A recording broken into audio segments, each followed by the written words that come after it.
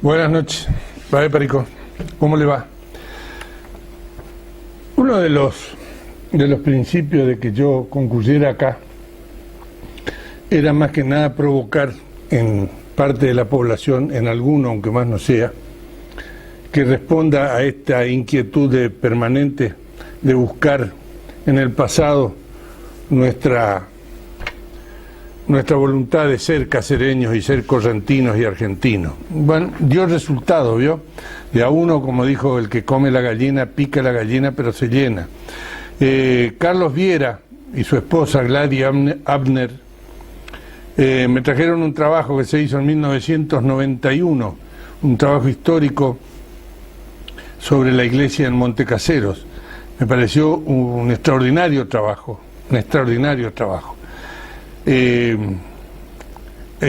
resume todo este trabajo, el origen de la Virgen, en la invocación de la Señora del Rosario, que se inicia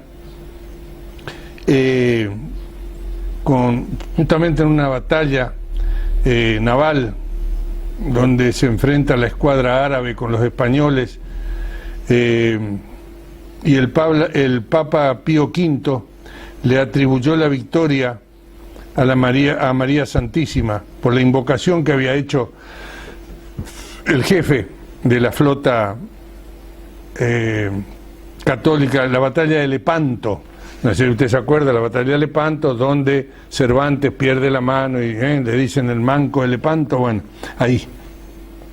A partir de ahí se reconoció como Nuestra Señora de la Victoria, y dice que no sé, parece que el Papa Gregorio XIII instituyó que el día 7 de octubre como el día de Nuestra Señora de la Victoria, pero como a la Virgen todas las veces que se convocaba a la feligresía se le rezaba un rosario, terminó llamándose la Virgen del Rosario, que así pasó a ser la de Montecaseros. Dice que la Virgen llegó a Montecaseros en 1859, 4 años después de su fundación legal, diría yo. Hasta esa época, 1859, no había iglesia. Las atenciones religiosas las hacía un cura párroco que venía desde Curuzucuatiá, y se oficiaba una misa cada vez que él venía en una casa de una familia de apellido Núñez, cercana al Hospital Robinson, actual Hospital Robinson, que en aquella época no era tal, pero la gente vivía sobre la costa en esa época. En 1859 los vecinos empiezan a formalizar para levantar una iglesia y se reúnen y forman una comisión. Allá por 1879 el presbítero era Esteban Solari, y creó una comisión que figuraba él como presidente, don Domingo Solari, que era un vecino de la localidad, don Nicandro Mouso, que era el intendente municipal, don Manuel Álvarez, que también sería intendente posteriormente, don Francisco Comas, comerciante, don Cándido Borda, el jefe político de la ciudad, don Luis Caballero, de la familia de los Caballeros, que tienen en el cementerio ese imponente mausoleo, don Manuel Mancini, comerciante y cónsul uruguayo. El templo se terminó en 1885. Veo que siempre hay un cuento, ¿no? Siempre hay. Dice que parece que hubo un cura que parece que no congenió con la comisión, con la gente, con el pueblo. Hubo algunas diferencias, y el cura un día se marchó. ¡Bam! Y dejó escrito una maldición para Montecaseros. Ojito al... Ojo bueno, dice que maldición de burro no llega al cielo, así que no le haga caso. Dice que él escribió en latín: curabimus Babyloniam non et sanata dereliquamus eam, que quería decir, él dijo, quisimos curar a Babilonia, pero no tiene remedio, abandonémosla. Y dejó la maldición, ¿vio? Pero maldición de burro no llega al cielo. Copama la fiesta, Guatá Terejó. Bueno, Continuó esto, se abrió por supuesto, abre la iglesia. Lo primero que se hace, usted se acuerda que en esa época no había registro civil, por lo tanto la iglesia era la encargada de nacimientos, defunciones, casamientos. No acá, en España, en todos lados fue igual. El 10 de abril se abrió el libro de defunciones. Por supuesto ya hubo uno quien lo inauguró, porque y si no, ¿para qué querían el libro? El teniente coronel don Celedonio López, que fue primer juez de paz y comandante militar en el departamento. Él inaugura las defunciones. El primer bautismo se realiza el 11 de abril de 1859. La primera bautizada es Saturnina Antonia de Luchini, hija de don Antonio Luchini y de doña María Galván. El 30 de septiembre se realiza del mismo año, de 1859, el primer casamiento, don Segundo Sánchez con doña Dominga González. Bueno, después cuenta que vino el obispo a ordenar la iglesia para que funcione como tal. Vino el obispo de Paraná, Monseñor Niella. No, perdón. Primero dependíamos nosotros del obispo de Paraná, posteriormente pasamos a depender del obispo de Corrientes, y viene el obispo Monseñor Niella, que se había constituido la diócesis nueva de Corrientes en 1910, y ahí está registrado que se realizaron 5.000 comuniones, 40 matrimonios y 1.300 confirmaciones. Y en 1881 se terminó la iglesia como la conocemos hoy. Posteriormente hubo unos arreglos del techo, en fin, y siempre se está haciendo algún arreglito, pero bueno, ahí en 1881 dieron por terminada la construcción del templo. Los sacerdotes que actuaron como párrocos: Jerónimo Ibargallartú, en 1859 a 1861. Manuel Cavalieri, no el Cavalieri este de ahora, de Italia, no tiene nada que ver.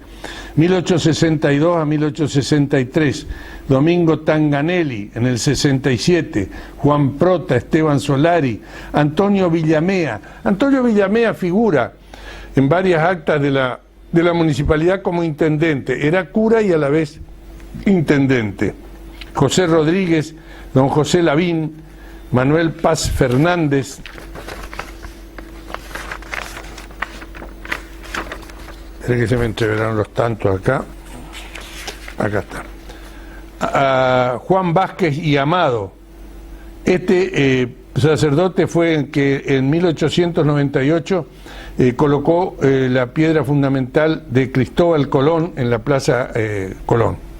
Se desempeñaba como presidente de la Sociedad Española de Socorros Mutuos. En 1911, Antonio Ábalos, José María Criado y Alonso, José Villaloba, Juan Crisóstomo Osés, Nicolás Ramos Ojeda, Juan Perelló Ferrer, que la semana pasada hablamos de él, que fue hasta 1923, de ahí lo siguió el padre Atamañú, y bueno, después siguieron padre Miguel Caterineu, padre Vicente Mendieta, que con un accidente ahí cerca de San Francisco, y bueno, esta es una de las respuestas más lindas que yo pude tener, porque este matrimonio me visitó anoche en casa y me llevó este trabajo. Yo le agradezco mucho a él, como a todo el que quiera traer. El motivo de este programa, por decirlo de alguna manera, es despertar el interés en los casereños, en reconocer sus propias raíces, su propia gente, sus propios hombres o mujeres. Unos hicieron bien, otros no tan bien, pero todos tuvieron la buena voluntad de vivir y morir en Montecasero. Vamos a lo nuestro, seguimos con nuestras personas. ¿Se acuerda que hablamos ahora de don Jorge Mafácuar? Don Jorge Mafácuar, hijo de ingleses, pero nació en la Argentina, en San Vicente, en provincia de Buenos Aires. Los padres habían venido para incorporarse al servicio del ferrocarril, 1872. Pasó los primeros años, por supuesto, con sus hermanas Francisca, Cristina, Enriqueta e Isabel. La señorita Isabel fue la última que quedó acá en Caseros junto con él. Ella fue soltera siempre, no se casó nunca y daba clase de inglés, en fin, una señora muy querible acá en Montecasero. Ingresó, por supuesto, ni bien tuvo 15 años, en el nordeste argentino.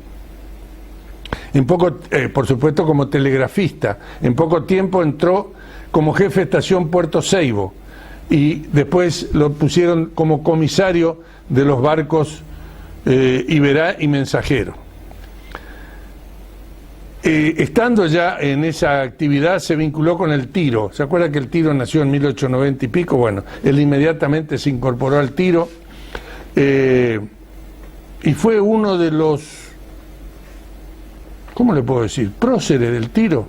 Y sí, un prócer del tiro, porque toda la vida se dedicó. Nosotros, cuando ingresamos al Colegio Nacional, que teníamos que hacer nuestras condiciones de tiro a los mayores de 15 años, don Jorge Mafácuar, todos los concursos de tiro, él hacía el primer disparo.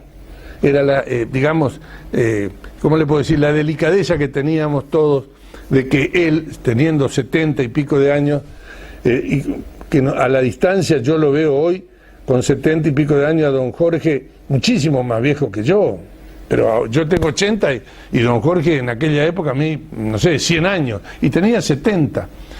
Pero en esa época la gente envejecía más rápido. Nosotros ahora somos más curtidos, ¿vio? Más, hacémosla, bueno, usted me entiende.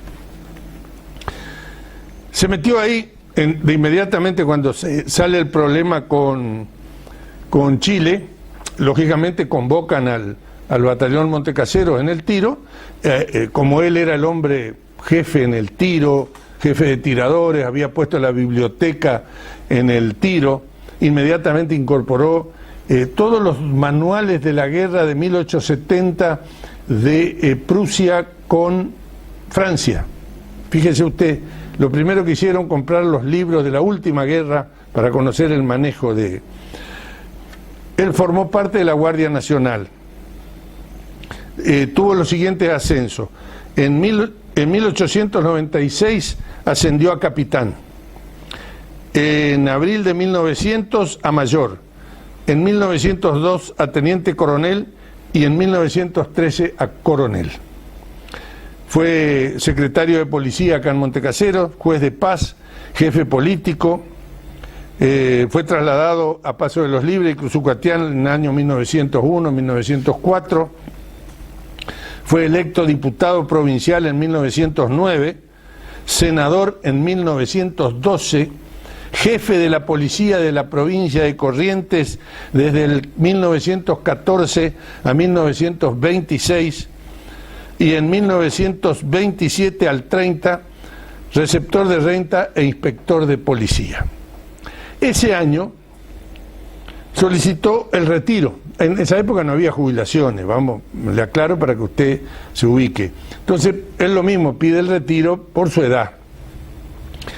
La provincia, en base a todos los servicios que prestó este hombre a la provincia, le concede una pensión por 15 años. En 1944 esa pensión caducó. Para promoverle una nueva pensión, digamos así, lo incorporan como comisario en Bellavista. Él concurre a la ciudad de Bellavista, se hace cargo y lógicamente ahí ya la edad empezó cada vez más a hacer notar su peso, y los senadores don Fernando Herro y don Santos Paiva hacen una ley o promueven una ley en la legislatura de la provincia de Corrientes y le otorgan una pensión vitalicia hasta que se muera. Evidentemente, con estos empleos que tuvo don Jorge Mafácuar, fue profesor nuestro de inglés Pero aparte de eso le quiero contar que con todos esos empleos que él tuvo, todo ese manejo hasta discrecional que tuvo de cierto proceso dentro de la provincia, don Jorge era un hombre pobre y murió pobre. Pero tenía la función fundamental de que él era más que nada un educador. Entonces él educó en la policía, educó en el tiro, educó donde estaba él, lo primero que hacía, biblioteca, libros, que lean, que estudien. Ese era, digamos, como un leitmotiv de él permanente. Nunca dejaba de arrimarle algún libro a alguien.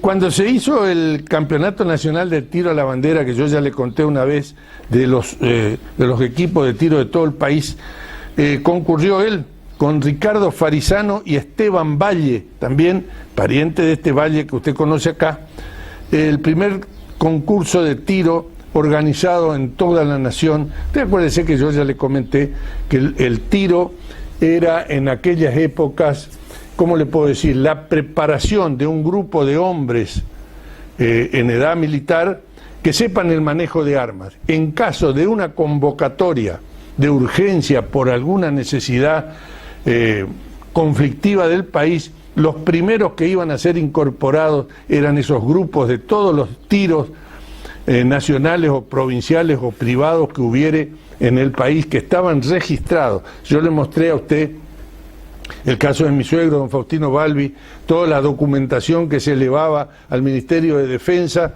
donde la Dirección de Tiro y Gimnasia permanentemente controlaba el padrón en cada provincia y en cada departamento de los tiradores. Porque, digamos, hasta la guerra del 14, por decirlo de alguna manera, y hasta antes del 39, por supuesto, la instrucción militar básica del soldado era el tiro. El tiro era fundamental, que el hombre supiera controlar, manejar y tener el arma pronta. Entonces, estos programas de tiro, estos concursos de tiros nacionales, el concurso a la bandera, eran permanentes. Inventó el lanzallamas. En aquella época venía la langosta. Ustedes, la juventud de ahora no conoce lo que era. La última manga de langosta que yo vi habrá sido allá por el año 43, y 2 y 4, no recuerdo. Pero por ahí, no era mucho más lejos. 45 puede haber sido, no creo. Me acuerdo porque fuimos todos a la cachuera a mirar, porque se veía una nube negra que venía de allá del noreste, del lado de Brasil, pero una nube negra impresionante. Esa nube negra era una manga de langosta que venía. Arrasó Montecasero, arrasó Montecasero. No quedó planta que no la comiera. Primero la langosta madre y después la saltona, que era una langosta, la cría de esa langosta. Don Jorge, para combatir la langosta, diseñó un lanzallamas a base de querosén. No tengo los datos, pero sé que él lo registró con una condición, que no quería cobrar los derechos de autor de invención, los donaba al Ministerio de Agricultura. Envió al Ministerio de Defensa proyecto de mira para fusil. Fíjese usted, posterior a eso, siempre hay algún bandido, le contrabandeó el invento y apareció en el ejército inglés y en algunos ejércitos europeos la mira de fusil que había diseñado don Jorge Mafácuar, que también le donó la patente al ejército argentino. Teníamos un recuerdo muy cariñoso de don Jorge, aparte de haber sido nuestro profesor, cuando íbamos al regata nosotros a practicar deporte, que toda la parte de nuestro colegio nacional, la juventud nuestra, el deporte era fundamental, entre ellos el básquet o el remo. Nosotros íbamos al club de regata, y ¿quién estaba en el medio del río en un bote, anclado, leyendo libros, con su novia? Por supuesto tenía una novia, ¿no? ¿Quién? Don Jorge. Don Jorge estaba en el medio del río, en un bote que él iba remando, bote a motor, de esa época no se conocía, y se anclaba en el medio del río y llevaba libros y leía con su novia, y ya era un hombre de 70 largos. Esa es una de las mejores recuerdos que nos deja él. Todos estos datos que me dieron a mí me lo dio su hija, su nieta, sobrina nieta, Julia Macfarquhar. No, esto es de hace por lo menos 30 años que yo tengo estos datos, no sé qué fue de esta gente. La casa de don Jorge sigue estando, el chalecito ese que está ahí en la calle, creo que es España y Sarmiento, sigue estando el chalet original de la familia Macfarquhar.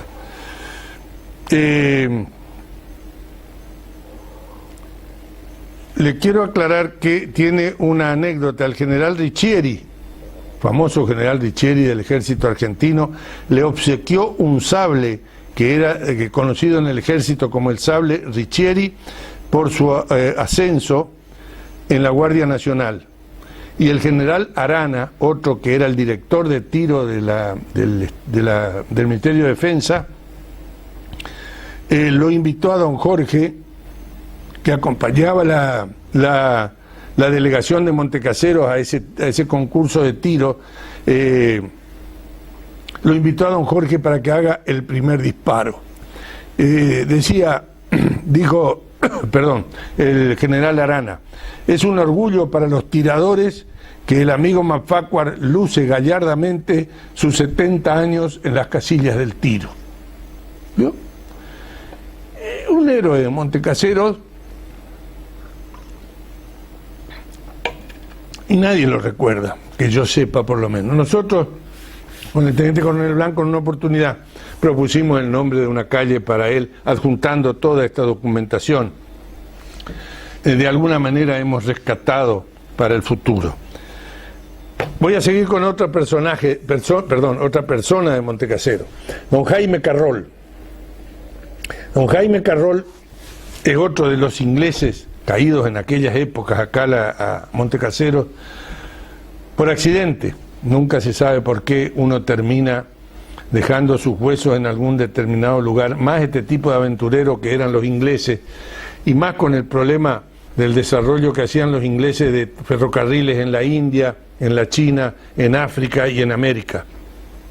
Porque si usted sabe o no sabe, los ingleses tenían ferrocarriles en el mundo entero. Y por supuesto llevaban sus propias gente para ser de jefes, porque es lógico, eran sociedades anónimas manejadas en Londres, pero con una organización impecable. Bueno, don Jaime Carroll, él dice que nace en Liverpool. ¿A usted le suena Liverpool? Anda por ahí un Beatle, ¿no? Bueno, ahí también nació Jaime Carroll. Un poco de diferencia entre el Beatle y Jaime Carroll, ya le cuento por qué. Porque murió pobre, porque murió salvando sus compañeros, y el Beatle sigue cobrando, ¿vio?